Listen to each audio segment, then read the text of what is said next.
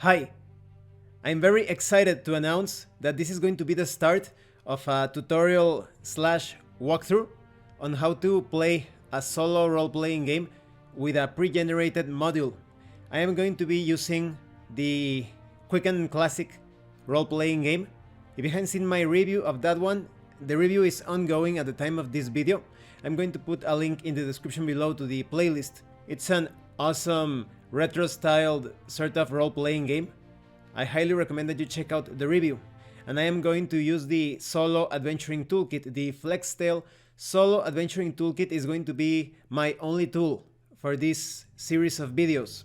Now, before we begin, I want to thank Marco from the Multiverso Distópico channel. I'm going to put a link to his channel in the description because he suggested that I make a sort of flowchart to explain different methods of solo role-playing. And yes, I think I will create like a step-by-step guide.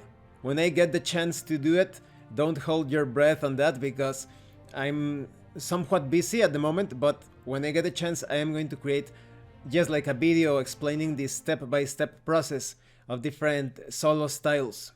But in this case, we are going to focus on playing a pre-generated module, that is an adventure that you have purchased that is supposed to be played with your group, with other people, but if you want to play it solo, there is a way to do so, and I will explain how in this series of videos. So I chose Quick and Classic because it's very easy to play it, it's quite streamlined, very simple with old school sensibilities, focused on rulings, but you also have those simple rules so that there is structure. So first things first, you want to create your party of adventurers. Because Quick and Classic is so easy to play, I created a party of 6 player characters. I don't normally do this. I usually play with a small party of adventurers or a single player character because it's easier for me when it comes to bookkeeping and managing the spells, the damage that you take, equipment, etc. But in this case, because Quick and Classic is such a simple game, I am going to have a complete party of adventurers. The adventurers are Ardas, which is a crusader. He's the one with the shield and long hair. One side of the hair is black and the other is white. And then we have Fionn, the barbarian. He's the big guy with two-handed mace. Then we have Estor, the ranger. He's the one with a green cloak and a sword. We also have Raden, the elf, the one who is wielding 2 blades at the same time. And although he is actually not going to be dual wielding, that would be the specialty of the ranger. But the ranger is more like it's a half-elf miniature, so I think it represents the human better.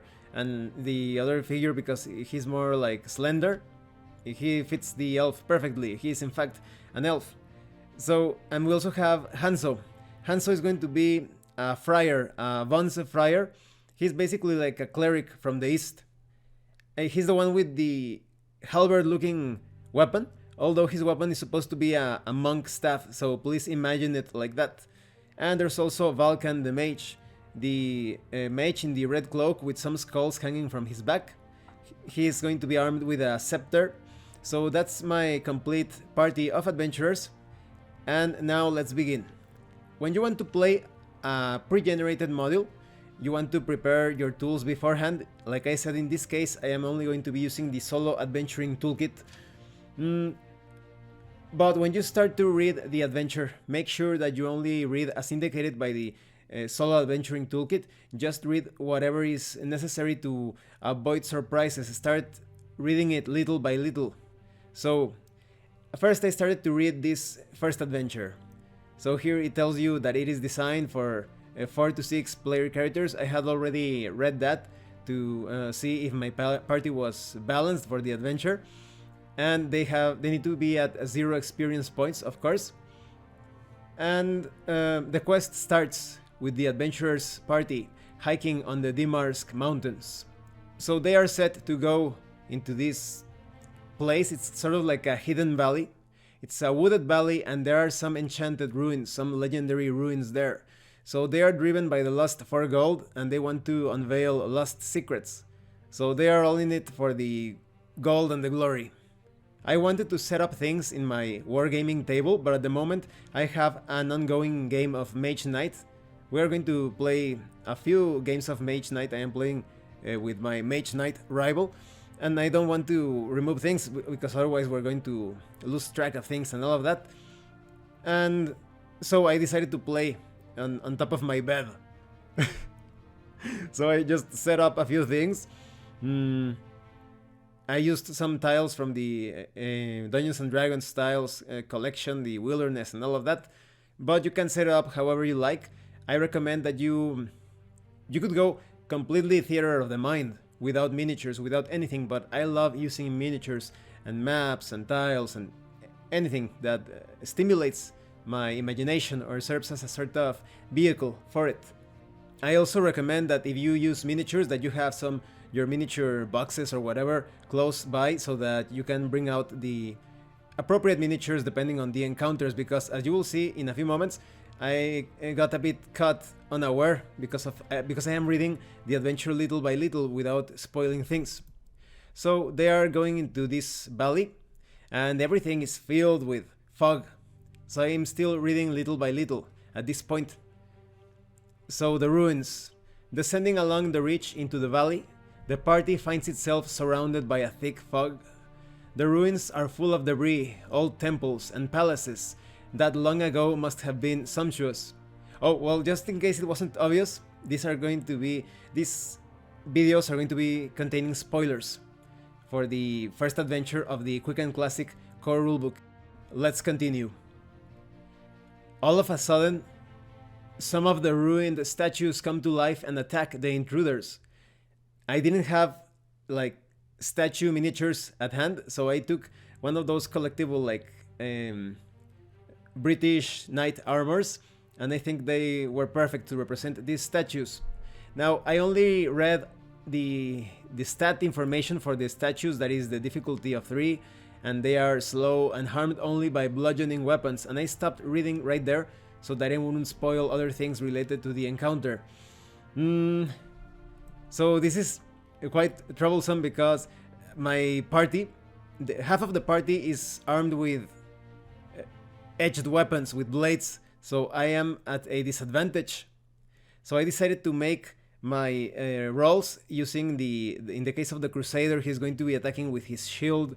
In the case of the other bladed weapons, the characters are going to be using the pommels of their blades, so I won't get any bonuses when it comes to the weapons that I am using. Only the Barbarian, the Vons, and the Wizard, because they are armed with blunt weapons. The Barbarian has this two-handed mace, the Vons has this very sturdy staff, and the Wizard is using a scepter that works like a hand weapon, a sort of mace. So they are the only ones who are going to be adding a lot to this fight. And I made my roll, and it actually resulted in a failure, so I decided to use the reroll that I am allowed to because of the luck of the party. This is going to be my only reroll for the entire adventure, so this is a risky move on my part, but I want the party to survive these encounters so that you can see what happens later on. So I made the reroll and I actually won the fight. So the adventurers, as you can see, I was going to give a detailed description of their tactics to get a bonus as described by the Quick and Classic role-playing game, but I decided that they wouldn't get any bonus in this case because they are at the disadvantage for not carrying enough blunt weapons. So as you can see in the picture, they started to surround and attack these sort of like statues. The melee combatants, that is the Ranger, the Barbarian, and the Crusader, are taking the brunt of the blows, while the other ones are attacking from the sides and from behind. The Wizard is kind of like attacking from the second rank behind the Crusader, and they won the fight. The statues toppled to the ground quite damaged, so I thought, well, I won that combat, easy enough, right? But then I started to read forward and it said, the Guardian statues reanimate every time they are taken down, which can be understood since it is the very first situation requiring an enigma action. And then I stopped reading here. I said, I'm going to stop reading because what is this enigma action? So I started to think, well, this These statues, maybe they have some sort of weak point. There is a reason why they keep on coming back, they keep on reanimating. So what I did, I took the friar, the bonds by the name of Hanzo, and Vulcan, the mage, because they are skilled in enigma, and I took them to the side. They are going to be arguing or discussing as to how to identify the weak spot. So Hanzo is like, no, I am certain that there is someone, a spellcaster hiding somewhere controlling them. And the wizard Balkan is like, no, you need to erase a magical sigil. It's probably located on the top of their heads. So they start to argue a bit. One thinks that there is like some controller moving the statues. Another one thinks that there is some sort of mark that could disable these statues. So I think that this approach of discussing things while the rest of the party are handling things is somewhat intelligent, but I am not certain if this applies to the enigma action. So I decided to read forward before applying the bonus, and it says here, escaping from the ruins is impossible while the fog is up, as it solidifies magically to block any exit. Instead, it'll be easy to find a passage that leads underground from stone stairs on a temple floor, right behind an old broken altar. So here's the thing. I didn't identify that. I thought it had to do with the weak point or the weak spot of these statues, so the friar and the wizard are not going to get any bonus to their check. And the rest of the party are trying to face off against these statues, keeping them busy and wishing that those two casters would hurry up. And they failed their roll. The enigma roll was failed, the battle roll was also failed, and so the entire participants of the melee situation, they all got wounded. Although the crusader managed to stop one of the blows using his shield. His shield is damaged but still usable. So here is where I started to think, as a game master would. In a situation where I am running things for my players, I would give them a bit of a clue when they fail in that roll.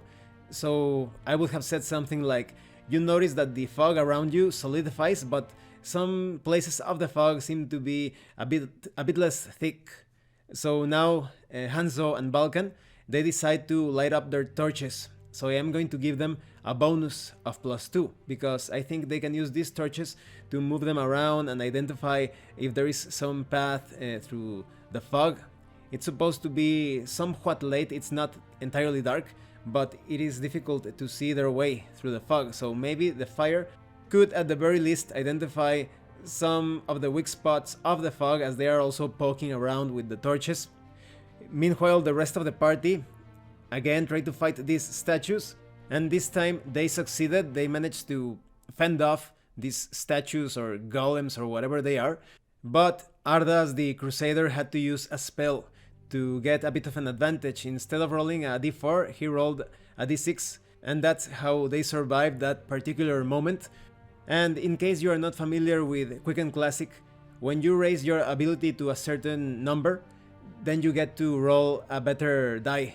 So normally, because your ability is quite low, you roll a d4, but when your ability goes up 5 or above, then you get to roll a d6. In this case, those members of the party that are engaged in melee, they rolled a d6 because of Ardas's spell. I imagine that he cast some sort of spell on his weapon, and the pommel of his sword became quite bright, and so he managed to inflict a bit more damage. And in the case of the casters, the friar and the wizard, they also rolled a d6, but they were unsuccessful in finding the way through the fog. In the next turn, the actions were carried out again. This time, the casters were able to identify this passageway through the fog, but the ones in melee didn't fare too well, and they got wounded again. But now they know how to escape this situation, because the property or the special quality, or rather the hindrance or disadvantage of these statues is that they are slow. They cannot pursue the player characters. They are also limited, as I read later on, that the guardian statues will not pursue the party underground. So the party is scrambled like crazy. The elf is about to die because of the damage that he has taken, and they went down these stone steps. and then I stopped reading because I don't want to spoil things. I'm going to leave that for the next session. So as you can see, the process is quite simple to carry out. You are just reading little by little. This can get a bit more complex with more complex adventures, obviously. When you read the pre-generated adventure that you're going to be running solo, avoid reading those places that say something like, this is an overview of the adventure, this is a summary, or here is the information on the non-player characters involved. You need to read things little by little. Otherwise, you're going to spoil all the secrets. And as you could see in this video as well, when it comes to the use of the Solo Adventuring Toolkit, I only use the process described in the toolkit. I am not rolling on the ashtrays table or other tables as needed. I was just following the process of reading little by little, first paragraph, second paragraph, and adjudicating things as I went on. It was also very simple thanks to the quick and classic system that the enemies are quite straightforward in their approach. They just want to attack you. Everything is solved doing a simple roll, but if these enemies were a bit were handled using a more complex or nuanced system, then you would need to use the artificial intelligence section of the Solo Adventuring Toolkit, or even better, using the complete Flex AI guidebook. But like I said, I am going to be using the Solo Adventuring Toolkit as my only tool for this series of videos. So thank you for watching this initial part of the tutorial or guide on how to run a pre-generated adventure as a solo experience. If you have any comments or questions, please let me know. And thank you so much to those of you that have been supporting the channel by sending drive-thru RPG gift certificates. If anyone else wants to further support the channel, the information on how to do that will be in the description below. Once again, thank you and see you later.